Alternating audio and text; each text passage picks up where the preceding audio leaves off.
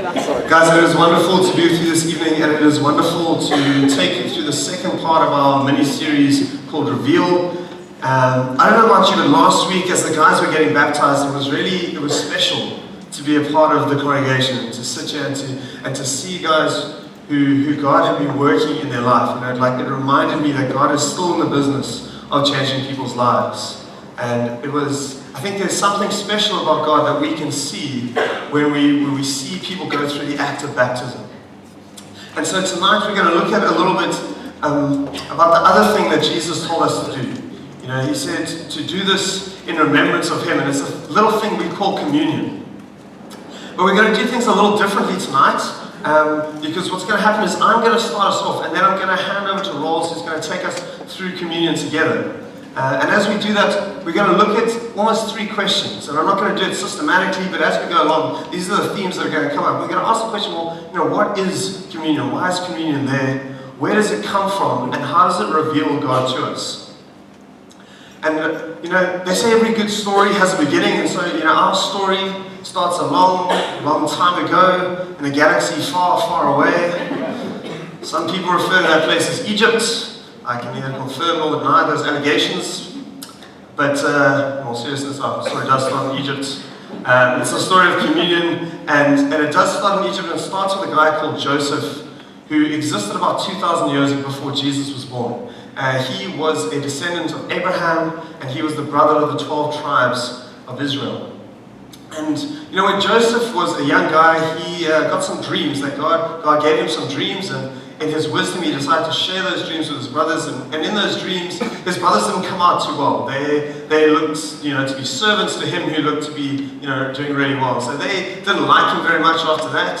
He was also his father's favorite son, and so, that kind of discontent kind of brewed up in him a little bit in them, and over a period of time, they eventually had enough. They said to themselves one day, guys, we need to make a plan. This guy is not great. Let's invite him out to a day in the fields. And so off they go. They go into the fields to look after the cattle. And then, Joseph, why don't you come along? It's going to be great. It's going to be a party. And they get there and they're like, all right, what are we going to do?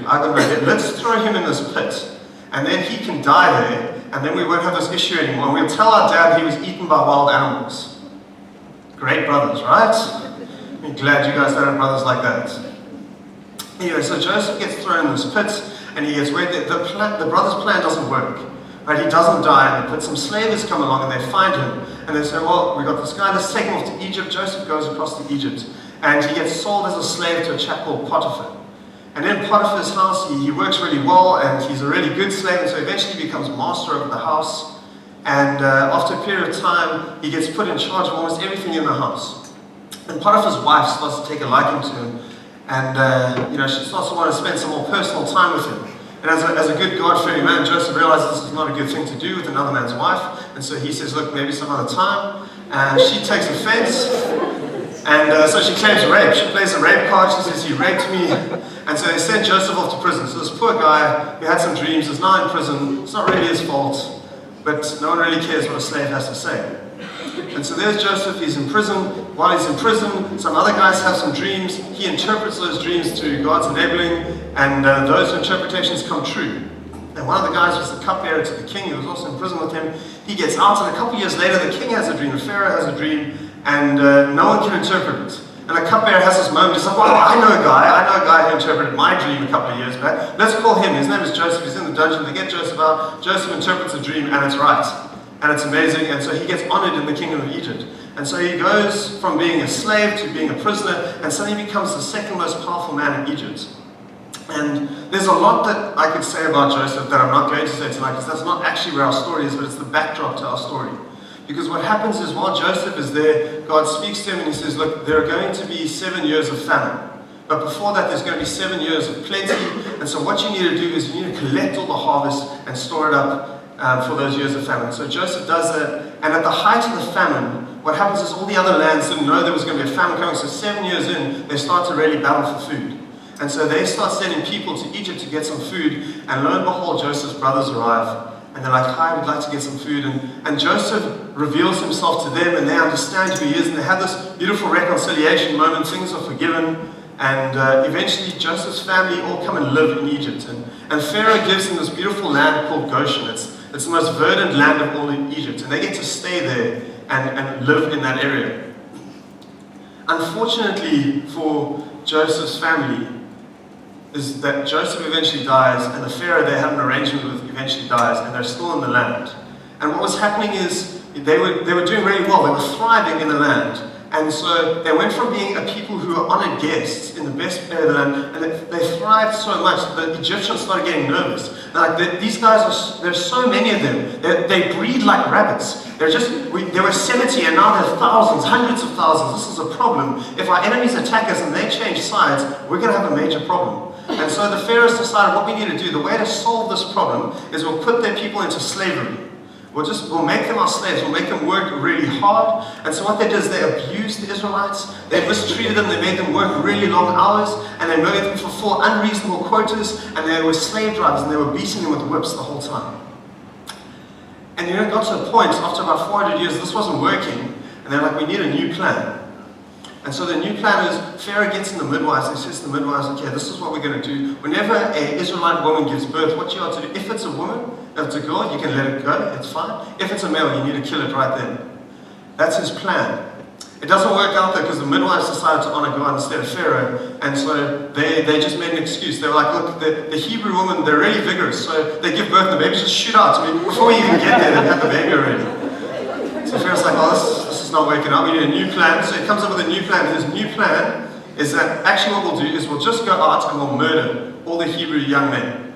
Anyone like under 3 years old, we'll just take them out. And then without any young guys, they won't be able to grow as a population and we won't have this problem anymore. That's the level at which they were oppressed. And like, we are familiar with xenophobia, and when we see it, it's terrible. And we see pictures on the news of what gets done to people who live in who come from other countries and now live in South Africa. And it breaks my heart when I see that. But it's interesting to look at what happens to the Israelites. I think it's a whole new level of xenophobia. They go from being a welcome guest nation to being a nation of slaves whose children are systematically murdered because of jealousy and fear. And, it says in Exodus chapter 2, verses 23 to 25, and I think Moses has even used sort of mild language in recording this, but this is what it says. He says, during those many days, the king of Egypt died, and the people of Israel groaned because of their slavery, and they cried out for help. Their cry for rescue from slavery came up to God. And God, hearing their cry and their groaning, he remembered his covenant with Abraham and with Isaac and with Jacob. God saw the people of Israel, and God knew. I love that last phrase. There's so much in there, and God just knew. He understood.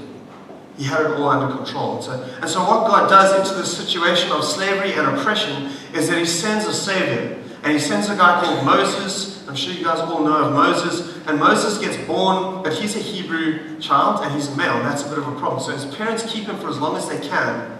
But eventually they can't hide him any longer. And so she comes up with a plan. And her plan is this. She gets a wicker basket. She lines it with tar. She puts a towel in it. And she takes her child and she floats him into a river. Now I know we've got a couple of new mothers with us at the moment. Can you imagine taking your child and floating it in a river because it's the only thing you can do to keep your child alive? Imagine the level of oppression and slavery that you as a people must be under for that to be your best option. But as God would have it, Moses is floating down the river and Pharaoh's daughter is taking a bath in the river and she sees this little basket and she's like, oh, that's exciting. She looks in the basket and there's this little baby. And she probably was very excited because whenever girls I know see babies, they get very excited. And so there's this baby, and so she sends one of her lady servants. She says, go and find us a nurse straight away. So off the lady goes, and who does she find? She finds Moses' mother. Again, strange coincidences. Moses' mother comes and she gets to nurse Moses up, and he grows up to a young man as the son of Pharaoh's daughter in the Egyptian court. And so he gets the education and the training of someone who is a prince of the land, which is really quite unusual.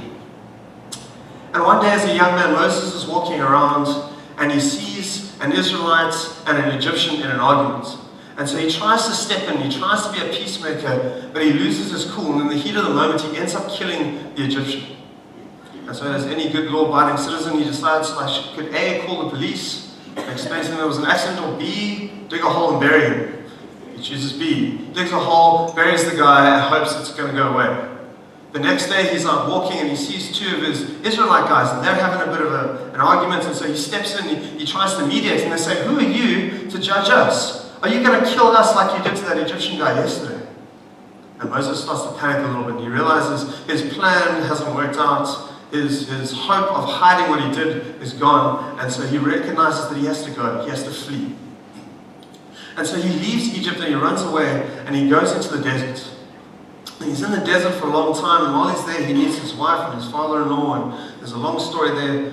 But while he's there in the desert and he's tending sheep, a guy who's trained in a palace is now tending sheep. While he's there, he sees a bush that's burning. And it's weird because, not just because the bush is burning because plants burn, but because the bush isn't disappearing. It's still green, and yet it's burning, and it's not changing. And so eventually he decides to go and investigate, and he walks up to the bush. And as he gets close, this voice speaks to him, and God speaks to Moses from the bush. And this is what he says to him in Exodus 3, from verses 7 to 10. Then the Lord said, "I have seen the affliction of my people who are in Egypt, and I've heard their cry because of their taskmasters. I know their suffering, and I have come down to deliver them out of the hand of the Egyptians, and to bring them up out of that land to a good and broad land, a land that is flowing with milk and honey. And now behold, the cry of the people of Israel has come to me, and I have seen the oppression with which the Israelites oppress them. Come, I will send you to Pharaoh, that you may bring my people, the children of Israel, out of Egypt." So Moses arrives at a bush, and God speaks to him, and he says, "Look, I've seen what's going on. I've seen the suffering and the oppression that is happening to my people, and I've decided that now is the time to act. Now is the time we're going to do something about it. And here is my plan. I want you to go to Pharaoh, the most powerful king in the world at the moment, and I want you to tell him to give you his 600,000 slaves." And that's my plan. Now, I don't know if you're Moses. If I was Moses, I would be a little intimidated. That sounds like not an exciting thing to have to do. But God reassures Moses, says, "Moses, look, I understand that you have concerns. Do not worry. I will be with you, and I will give you everything you need to solve this problem." And so Moses goes back to Egypt to present Pharaoh with this most awkward of messages. And I suppose we all are very familiar with what happens next, right? Moses goes to Egypt, and then we have the 10 plagues. Now, I thought about doing a poll. I thought about asking, how many plagues are there? Are there 7, are there 8, are there 9, or 10, or 11 plagues? But I decided, I'd just slip it out there. There are 10 plagues, in case you're wondering. And what I want to do this evening is to look just a little bit more closely at what's going on behind those plagues. And so what happens is Moses arrives in Egypt, and he goes to Pharaoh. You must understand, he's probably a wanted man. He goes into Egypt, and he walks into Pharaoh's court, and he says to Pharaoh, "Pharaoh, listen up, I've had a conversation with God, and God has told me to tell you that you need to let my people go. There are 600,000 of them, just men. There's a couple of 100,000 women as well, and some children and some cattle. You need to let us go. That's what you need to do." So Pharaoh says, "Well, that's a very interesting story, Moses. I'm sure some people would believe you, but I don't. What are you going to do about it?" Moses says, "Well, this is how I'll prove myself." And God had given him some signs, and so he says, "What you need to do, take Aaron's staff." Now, Aaron was his brother-in-law. He was there, and he spoke for Moses often because Moses didn't like to speak. And so Moses tells Aaron, "Throw your staff on the ground," and as he does that, it turns into a snake, which is pretty interesting. So Pharaoh says, "Well, that's not very exciting. Anyone can do that." So he grabs his magicians. He's like, "Come on, guys, there's a snake, go for it." And so they all take their staffs and throw them on the ground. They also turn into snakes, which is quite a weird thing to happen, right? But then here's the irony of the story. Then Aaron's staff eats all the other snakes, which is kind of amusing and unfortunate for the other magicians. But Pharaoh's not very impressed. In fact, he's probably just indignant, and he's like, "Well, now you come into my court and you do this and you eat and you make me look bad in front of everyone. I'm leaving. Stay here. I don't want to talk to you anymore." Off he goes to the Nile. And so Moses follows him to the Nile, and when he gets there, God gives him a message to say to Pharaoh, and he says, "Look, I gave you an opportunity to let my people go. You did not want to listen, and so this is what I'm going to do to you. I'm going to turn every river and every lake and every dam and stream in your country to blood. And the water's going to change to blood." And so Aaron takes the staff, he strikes the Nile, and suddenly the Nile turns to blood. Within minutes, The fish in the Nile are dying because they can't drink blood. They can't breathe in blood. And this is happening throughout the country of Egypt. All the rivers, all the streams, all the dams. It says, it happened for a week. The Egyptians were digging holes next to the Nile so that they could get water out of the ground to drink. And so eventually after a week, Pharaoh relents and he's like, okay, please make it stop. We can't live like this. You can go. And once he says that, Moses prays to God, and God changes the rivers back into water. And then Pharaoh changes his mind again. And I'm sure you know the story. I mean, this happens over and over and over again. Moses goes to Pharaoh. Pharaoh says no. Moses speaks to God. God sends a plague. Pharaoh asks for it to stop. Moses prays. God relents. Pharaoh hardens his heart again. It's this ongoing cycle that goes over and over again. It starts with, after the blood, there comes frogs. God sends frogs over the whole land of Egypt. And then after frogs, he sends gnats. I don't know if any of you guys have been to Sunflake. There are muggies everywhere. You imagine a plague of muggies. That would be the most frustrating thing in the world. It would be everywhere in your nose and your eyes, and it's terrible. And if God, God knows the muggies are annoying, He created things that were more annoying. He created flies. And so the next thing He does is He sends a plague of flies. And there's flies everywhere, and they're covering the whole land. And after flies, God starts to get a little bit more serious. He's like, okay, I've been annoying you for a while. Now we're going to get a bit more serious. So He starts killing livestock. And so en masse, livestock in Egypt start dying. And then He starts sending boils to afflict the people. And so people from Pharaoh's court down to the lowliest of their workers start getting boils all over their body. And they can't sit, they can't walk, they can't work. It's terrible. But up until this point, God has still been light, and Pharaoh is still not listening.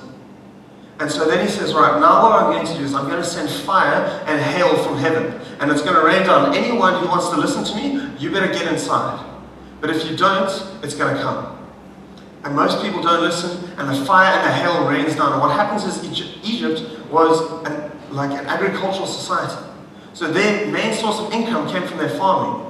And as God sends the fire and the hail, the livestock that was left outside die. We get hail in Cape Town, you're like, oh, it's hail. They get these little things like that, and it's not very, very scary. My sister went up to the Drakensberg and it hailed. Her friend had to replace the windscreen of her car because it was smashed by the hail. There was 20,000 rands worth of damage to the car. That's the kind of hail we're talking about. Where if you stand outside, you might just die. God sends that kind of hail, and fire rains down from heaven. It destroys the crops. It burns up whatever's on the ground. The stuff that's ready to harvest gets hit by the hail and it's wrecked. And in case that wasn't enough, while Pharaoh still won't relent, God sends a plague of locusts. Has anyone driven through the Karoo and experienced a plague of locusts? You can't see on your windscreen afterwards. It's like a thick black cloud that just kind of envelops the land, and it eats everything that it comes across. God sends this plague of locusts, and it destroys whatever's left of Egypt's farming and agricultural land. And Pharaoh still won't really relent. And so God says, what I'm going to do is I'm going to send a plague of darkness. And it says it was so dark that for 3 days, nobody moved. I don't know if you've ever been to the Kango Caves, and you go on the adventure route, and they take you deep into the cave. And then they turn out the lights. And if you hold your hand in front of your face, you can't see anything. Just imagine that kind of darkness for 3 days. You just can't move, you can't do anything. And yet Pharaoh still won't relent. He keeps saying, please pray to your God, you can go, and then Moses prays and it disappears, and Pharaoh says no. So eventually it reaches this climax, this pinnacle, where God he's had enough now. He's given enough grace. The time for grace is over. And the 10th plague comes, and this is what God says in Exodus 11. We're going to read verses 1 and then 4 to 7. Then the Lord said to Moses, I will strike Pharaoh and the land of Egypt one more blow. After that, Pharaoh will let you leave this country. In fact, he will be so eager to get rid of you that he will force all of you to leave. So Moses had announced to Pharaoh, this is what the Lord says. At midnight I will pass through the heart of Egypt. All the firstborn sons will die in every family in Egypt. From the oldest son of Pharaoh who sits on the throne to the oldest son of the woman who grinds flour. Everyone will lose their firstborn. Even the firstborn of the livestock will die. And then a loud wail will rise throughout the land. A wail whose like has never been heard before and what will never be heard again. But among the Israelites it will be so peaceful that you will not even hear a dog bark. And then you will know that the Lord makes a distinction between the Israelites and the Egyptians. And so what happened on that night is that all the Israelites, they gathered together and they gathered in their families. And on the appointed day, they took a year-old lamb that was without blemish and perfect, and they slaughtered it. And they took some of the blood, and they painted the blood on the doorpost of their house, and then on the lintel.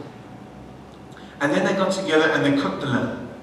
And they ate it together, and anything that they didn't finish was burnt. You weren't allowed to keep anything because it was something that was holy and sacred. And everyone who gathered together in that house wasn't allowed to leave until morning.